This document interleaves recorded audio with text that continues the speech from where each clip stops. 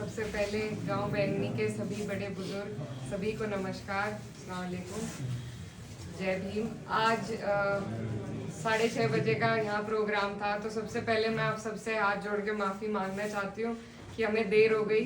चुनाव के कार्यक्रम कुछ इस तरह के होते हैं कि कहीं ना कहीं देरी हो जाती है, तो आप सबसे पहले माफ़ी चाहती हूँ और आप सबका धन्यवाद देना चाहती हूँ कि इतनी रात को भी और इतना देर होने के बावजूद भी आप लोग इस तरीके से हमारे लिए इकट्ठा हुए, हमारा सम्मान किया, हमें यहाँ पर हमारा स्वागत किया। आपका तहे दिल से बहुत बहुत शुक्रिया। और मैं शुक्रिया देना चाहती हूँ सुशील कुमार जी का, अमन जी, सरोज जी, मोनू कुमार जी, जबल सिंह जी, बबलू कुमार जी और विकास भाई साहब का। और अंकुश भैया हैं, इन्होंने बड़ी मेहनत से ये प्रोग्राम लगाया और बहुत परेशान हो रहे थे कि यहाँ देर इतनी हो गई, तो ये हमारी गलती रही। हमारी जो टाइम की व्यवस्था थी वो थोड़ी ऊपर नीचे हो गई, तो आप लोग इस बात को नज़रअंदाज करिएगा। और मैं बस ये कहना चाहती हूँ कि ये जो चुनाव है ये बहुत महत्वपूर्ण चुनाव है और मुझे इस चुनाव में हमारे राष्ट्रीय अध्यक्ष अखिलेश यादव जी ने प्रत्याशी बनाकर भेजा है। मैं छोटी हूँ और मुझ पर बड़ी जिम्मेदारी दी गई है, और ये सिर्फ इसीलिए कि आप लोग से मुझे उम्मीद है कि आप लोग जिस तरह हमेशा आपने हमारा साथ दिया, मेरी माता जी का, मेरे पिताजी का, उसी तरीके से इस बार आप लोग मेरा भी साथ देंगे। और सबसे अहम बात यह है कि मामा जी के पड़ोस का गांव है, आप सब मेरे मामा नाना भाई हैं और आप पे सबसे बड़ा दारोमदार है। ज़्यादा उम्मीदें भी आपसे हैं कि आप लोग बहन से ज़्यादा भांजी को वोट देंगे।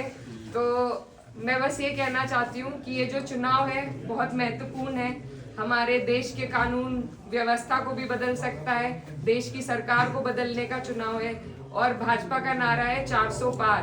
तो जो सोचने की बात है वो ये है कि सरकार 272 पे भी बन सकती है, लेकिन ये जो 400 पार करना चाह रहे हैं उसके पीछे जो हीन भावना है वो ये है कि जब 2/3 इनकी मेजॉरिटी हो जाएगी तो तब ये वो हर काम कर सकते हैं जो अब तक ये नहीं कर पाए, जिसमें सबसे शुरू में ये हमारे संविधान को बदलने का काम करेंगे। ये जो संविधान है जो बाबा साहब अम्बेडकर साहब ने हमें और आपको सौगात के रूप में दिया था, यही संविधान हमारा सुरक्षा कवच है। इसी संविधान के बलबूते पे आज हम इस देश में सर उठाकर जी सकते हैं। अगर आज ये भी भाजपा सरकार दोबारा आती है तो अब ये इस संविधान को बदलेगी, आपके हमारे जो अधिकार है उनको छीनने का काम करेगी। तो इसमें आपको और हमें गहन करने की ज़रूरत है कि अगर हमसे हमारे जो अधिकार हैं वो छीन लिए गए तो शायद दोबारा चुनाव भी ना हो पाए। ये बहुत सोचने की बात है। मुझे मालूम है सब लोग अपनी अपनी पार्टियों के प्रति जुड़ाव है सभी का, लेकिन इस बार सोचने की बात ये है कि भाजपा को कौन हराएगा। आप लोग सब यहाँ बुद्धिजीवी लोग हैं और आप सब राजनीति को, इलाके की राजनीति को, देश की राजनीति को अच्छी तरह समझते हैं। तो मेरी हाथ जोड़ के आप सबसे यही विनती है कि आप अपना वोट ऐसी जगह दें जहां वो कामयाब हो सके।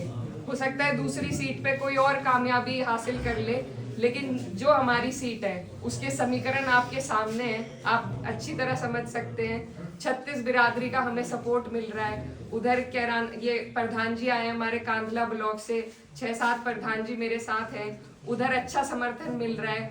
इधर आप मामा नाना हो, आप लोग समर्थन करेंगे तो मुझे पूरी उम्मीद है हम ये सीट जीत पाएंगे। और हर जगह हम मेहनत नहीं कर सकते, हम अगर अपने देश के लिए कोई योगदान दे सकते हैं तो अपनी सीट पर सही प्रतिनिधि को चुन के, ऐसी पार्टी को हरा के जो हमारे लिए गलत सोच रखती हो, तभी हम आगे बढ़ सकते हैं। और सबसे ज़रूरी है कि अगर आप और हम मिल जाएं तो ऐसी कोई ताकत नहीं है जो हमें आगे बढ़ने से रोक सके। आज हमें एक दूसरे का सहारा बनना है, एक दूसरे का सुरक्षा कवच बनने का काम करना है। तो यही मेरी आप सबसे अपील है कि आप लोग मेरा साथ दें और आने वाले वक्त में जहाँ भी आपको मेरी ज़रूरत होगी मैं भी आपके बीच में रहकर आपकी सारी लड़ाई लड़ने का काम करूँगी।